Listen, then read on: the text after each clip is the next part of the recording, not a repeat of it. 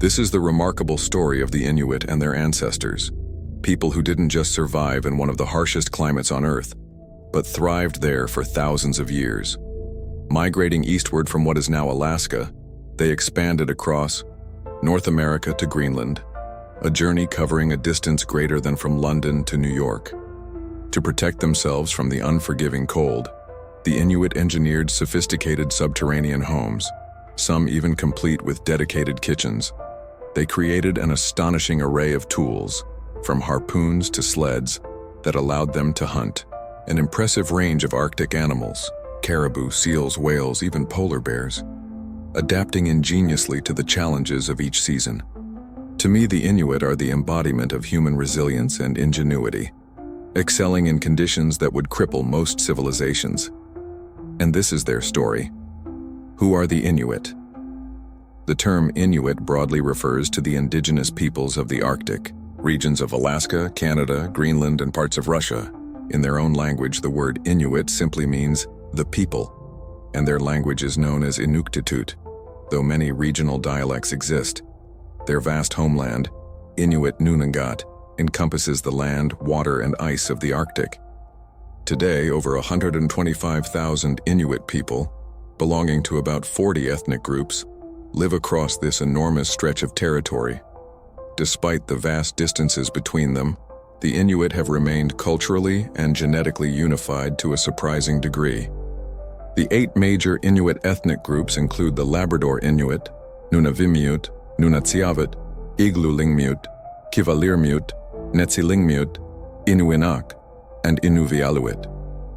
Historically, they have been referred to as Eskimos, a term derived from an Algonquin word meaning eaters of raw meat.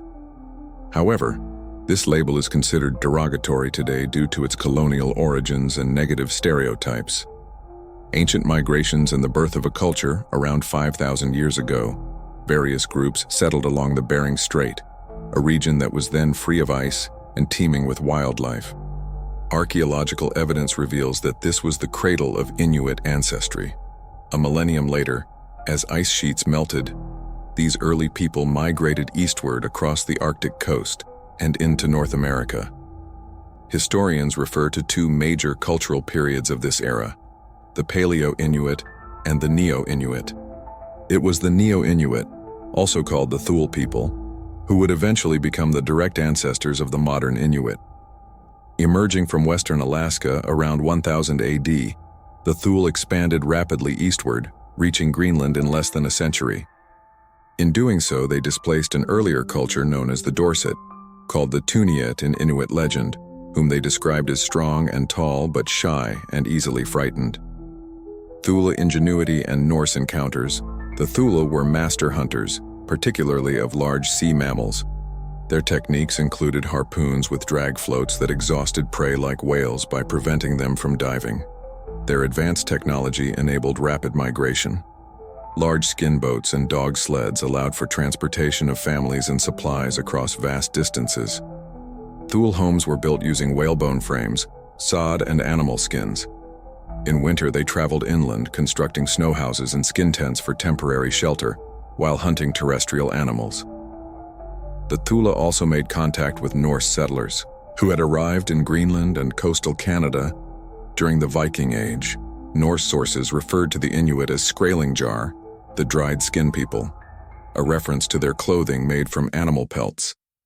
Evidence suggests trade between the two, especially in walrus ivory and metals. The meteorite that forged. A culture centuries before contact with Europeans, the Inuit were already skilled metalworkers. They made use of iron from the Cape York meteorite, a massive celestial body that crashed into Greenland thousands of years ago. The iron was cold forged, hammered into blades and tools using stone implements. At a Norse farmstead near present day, Nuuk archaeologists discovered an arrowhead made from this meteorite iron, revealing a web of trade and shared resources. Genetics and Origins, a 2014 genetic study published in Science confirmed that the Thule were genetically distinct from the Dorset people. DNA extracted from Thule remains showed that they descended from the Bernurk culture of Siberia, not from the Dorset or Norse peoples. The Bernurk, skilled in marine hunting, were experts in building semi-subterranean houses and advanced harpoon systems. Their culture evolved from the old Bering Sea culture, known for its intricate ivory carvings, mythological symbols, and social complexity. These ancestors crossed the Bering Strait from Siberia to Alaska roughly 1,500 years ago, laying the foundation for what would become the expansive Inuit world. The Arctic way of life in the Arctic is an exercise in endurance. Winters can plunge to 40-degree Celsius, and some regions experience polar night, months of total darkness. Yet summers bring the midnight sun, a period of continuous daylight that can last for weeks. In such a land, survival depends on harmony with nature. Traditional Inuit tools, clothing, and food sources were all locally sourced. Seal oil lamps, kuliks, provided warmth and light. Fur clothing offered insulation against the chill. Agriculture was impossible, so hunting became essential, not just for food, but for materials to build homes, tools, and garments. In winter, the Inuit hunted sea mammals. In summer, they moved inland to hunt caribou, fish in rivers, and forage berries and herbs. Despite these harsh conditions, the Inuit built a self-sustaining culture that endured without damaging their environment, a rare example of long-term ecological balance.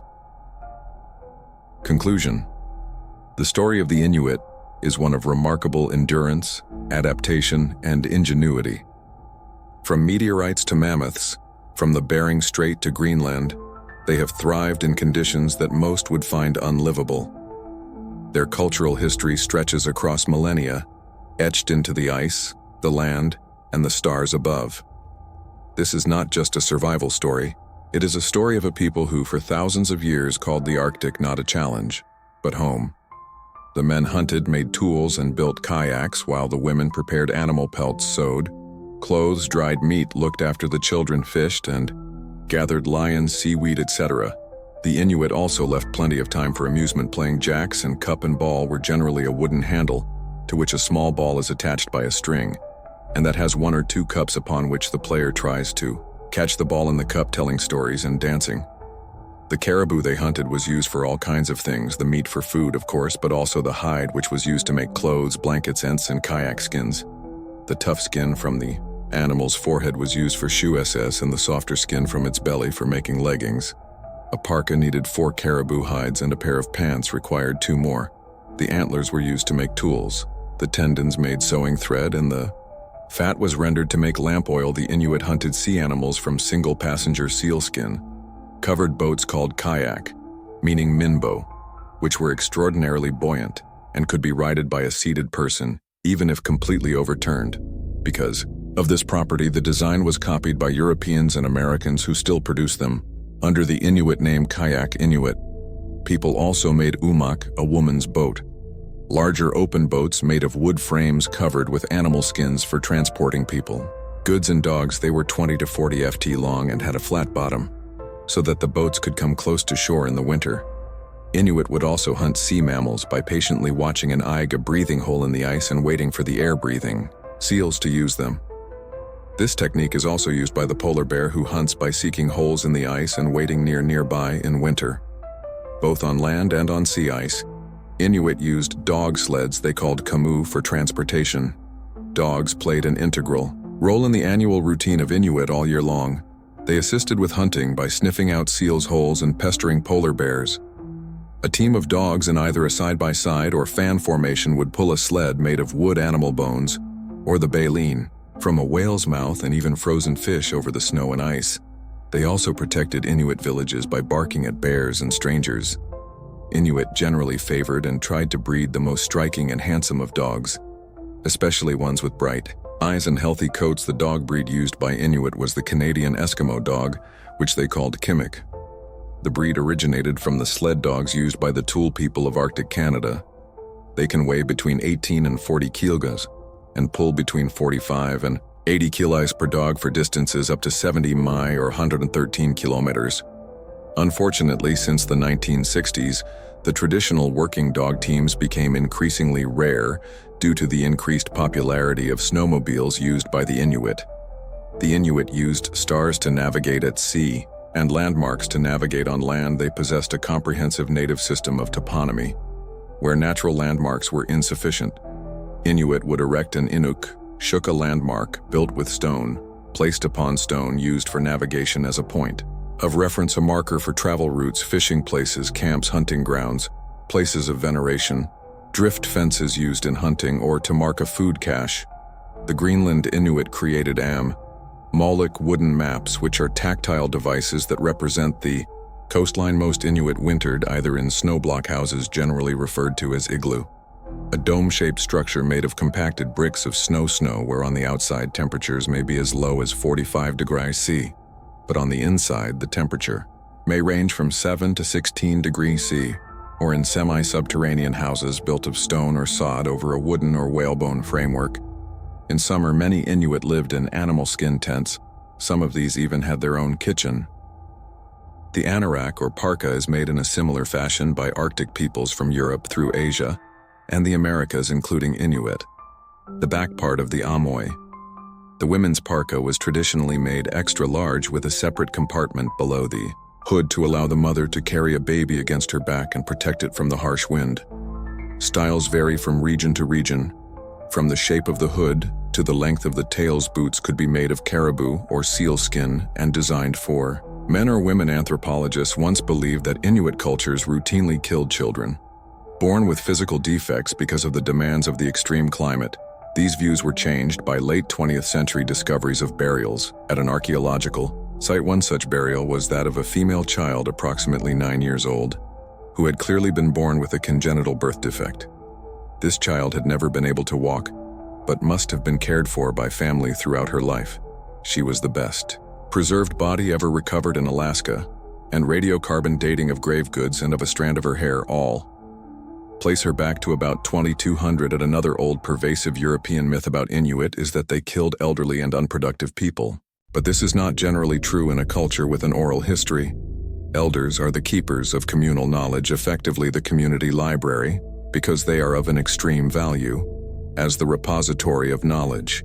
There are cultural tabus against sacrificing elders. The only time the elderly or infants were less likely to survive was in the extreme case of famine, and the Inuit fully understood that if there was to be any hope of obtaining more food, a hunter was necessarily the one to feed on whatever food was left. Virtually all Inuit cultures have oral traditions of raids by other indigenous peoples, including fellow Inuit, and of taking vengeance on them in return. For example, in northern Canada, historically there were ethnic feuds between the Da and the Inuit, as witnessed by Samuel Hearne in 1771, such as the Bloody Falls Massacre, an incident that took place during Hudson's Bay Company employee Samuel Hearne's exploration of the Coppermine River for copper deposits near modern-day Kugelnunit, Canada on 17th of July 1771.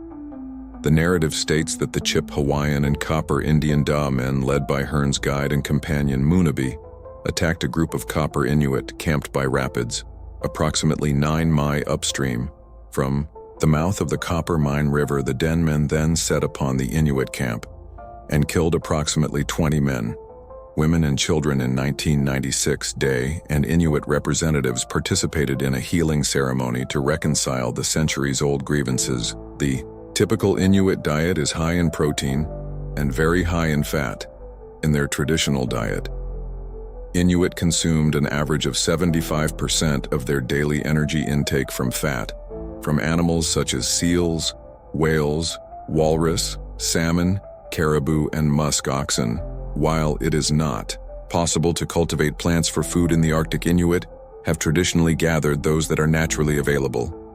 Grasses, tubers, roots, plant stems, berries, and seaweed were collected and preserved depending on the season and the location. There is a vast array of different hunting technologies that Inuit used to gather their food in the 1920s. Anthropologist V. Jeimer Stevenson lived with and studied a group of Inuit. The study focused on Stevenson's observation that Inuits' low carbohydrate diet apparently had no adverse effects on their health, nor indeed on his own health. Stevenson also observed that Inuit were able to get the necessary vitamins they needed from their traditional winter diet, which did not contain any plant matter in particular. He found that adequate vitamin C could be obtained from items in their traditional diet of raw meat, such as ringed seal liver and whale skin. While there was considerable skepticism when he reported these findings, the initial anecdotal reports were reaffirmed both in the 1970s and more recently. Inuit is part of the Eskimo Aleut language family, also known as the ESC Aleut language family. They are closely related to the Yupik languages spoken in Siberia and southwestern Alaska, and more remotely to Aleut, spoken in the Aleutian Islands and Prolof Islands until the 18th and 19th centuries, when the first missionaries arrived in the deep north. The Inuit language was spoken but never written down. It is a so-called agglutinate language in which ideas represented by words that could form a sentence are lined up after a stem word. For example, "we really want to build a big house" is expressed as "igwa luli aruma sakat tut," or "house big build want." Really, the Inuit language is very rich in words related to nature, for example. There are a dozen words that can be used to say snow, because the characteristics of snow can vary so much according to atmospheric conditions. In fact, there is no single Inuit language but numerous dialects, because groups of Inuit have always been widely spread geographically with very little communication between groups, but all dialects can be understood by all Inuit. Even today, there is no written language common to all. The Inuit use 3 different alphabets: the Cyrillic alphabet in the Russian north, the Roman alphabet in the west, and a rather peculiar Kabak sign system worked out nearly a century ago by a Canadian priest. This system is now being used more and more widely. The majority of the Inuit languages use a voiceless sound system. This means that the placement of the tongue when speaking makes for hard or soft sounds. That said, these sounds are also among the most unique in the language world. In fact, these unusual sounds are only found in the Inuit Zulu and Welsh languages. The number of Inuit speakers is estimated at 110. Sarsho people in Greenland and Denmark combined, there are roughly 57,000 speakers. In Canada, there are around 34,000 speakers, and in Alaska around 19,000 speakers. The Inuit have a rich and diverse culture. Inuit art, from carving to printmaking, in modern times demonstrates highly skilled craftsmanship and artistry. Inuit artists have carved ivory for over 2.0 years, creating figures of animals, humans, and masks. Innu carvings often depict strong or expressionistic features and are carved with decisive strokes. They were used to guide hunters, protect hunters, and reveal the Innu's relationship with nature. Inuit artists also made utilitarian objects such as bowls, lamps, combs, needles, and harpoon heads. These objects were often made from soapstone and ivory, and some were decorated with elaborate patterns and imagery. After 1945, Inuit print making became popular. Artists draw their work at home and sell it to a local cooperative, where printmakers may choose to use it for a print. Some well-known Inuit artists include Kinaka Shaksho and Ayashuna, and Annie Kug. Another popular cultural activity is Inuit vocal games, also known as throat singing. This is usually performed by 2 women, producing a wide range of sounds from deep in the throat and chest. Many Inuit also compete in traditional games and sports, such as high kick 1 and toot varieties and kneel jump. Such games are featured in the Arctic Winter Games held every 2 years. The environment in which Inuit lived inspired a mythology filled with adventure tales of whale and waller hunts, long winter months of waiting for caribou herds, or sitting near breathing holes hunting seals gave birth to stories of the mysterious and sudden appearance of ghosts, and fantastic creatures. Some Inuit looked into the aurora borealis or northern lights to find images of their family and friends dancing in the next life. However, some Inuit believed that the lights were more sinister, and if you whistled at them, they would come down and cut off your head. This tale is still told to children today. For others, they were invisible giants. The souls of animals, a guide to hunting, and as a spirit for the Angwa cook to help with healing, they relied upon the Angwa cook, a shaman, for spiritual interpretation. The nearest thing to a central deity was the old woman, Sedna, who lived beneath the sea. The waters, a central food source, were believed to contain great gods. Inuit practiced a form of shamanism based on animist principles. They believed that all things had a form of spirit, including humans, and that to some extent these spirits could be influenced by a pantheon of supernatural entities that could be appeased when one required some animal or inanimate thing to act in a certain way. The Anga cook of a community of Inuit was not the leader. but rather a sort of healer and psychotherapist who tended wounds and offered advice as well as invoking the spirits to assist people in their lives. Their role was to see, interpret, and exhort the subtle and unseen. Angit were not trained. They were held to be born with the ability and recognized by the community as they approached adulthood. Inuit religion was closely tied to a system of rituals integrated into the daily life of the people.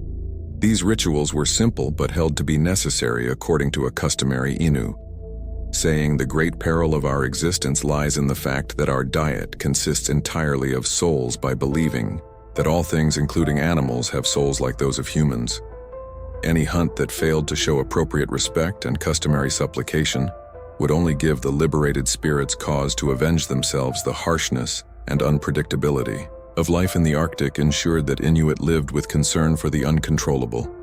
Where a streak of bad luck could destroy an entire community, to offend a spirit was to risk its interference with an already marginal existence. Innu understood that they had to work in harmony with supernatural powers to provide the necessities of day-to-day life. For the Inuit, contact with the modern world has meant an abrupt transition, lasting only about 30 years. Their lifestyle today bears little resemblance to that of their grandparents. Their kayaks have been replaced by motorboats. They live in wooden houses instead of igloos made of snow or earth. They use guns instead of harpoons and travel on snow scooters instead of dog sleds. Not only that, but the Inuit live in real villages that they share with foreigners. Some of them have paid jobs, and the rest live off welfare. This change of lifestyle has destabilized the Uit, above all the younger generation, and a combination of frustration and depression have brought Hather to unknown social ills: alcoholism, suicide, violence, delinquency. Nevertheless, many traditions survive: a sense of extended family, the links with nature, including some vestiges of shamanism, the need to talk things over before making decisions, a taste for traditional Inuit activities such as sports and games, and a desire to keep on speaking the language of their ancestors. Now, visual and performing arts are strong features of Inuit culture. In 2002, the first feature film in Inuktitut at Anarat, The Fast Runner, was released worldwide to great critical and popular acclaim. It was directed by Zacharias Cook and written, filmed, produced, directed, and acted almost entirely by Inuit of Igloolik. In 2009, the film Liege de Inuk, a Greenlandic language feature film, was directed by Mike Magidson and co-written by Magan and French film producer Jean-Michel Hooken. One of the most famous Inuit artists is Piol Luna. Susan Aglukark is a popular singer. Miar Yukatasi Napalo worked at preserving Inuk and wrote one of the first novels ever published in that language in 2006. Cape Dorset was hailed as Canada's most artistic city, with 23% of the labor force employed in the arts. Inuit art such as soapstone carvings is one of Nuna's most important industries. Ada Ioke was an Inuit artist who made miniature sculptures out of soapstone for the Inuit. One of the main obstacles to accepting modern Western society and its emphasis on land ownership is their notion of collective ownership of territory. This is where we all live, so it is territory that belongs to all of us, which makes land disputes between neighbors quite pointless for the Inuit. The resources to be found in the earth or the sea, whichever state may claim sovereignty, belong to everyone, even though people may be spread over an immense area. The Inuit assert with determination that we are a peace-loving people who believe that humankind is made up of myriad civilizations and nations who, if they act as one, can bring hope and security to life itself.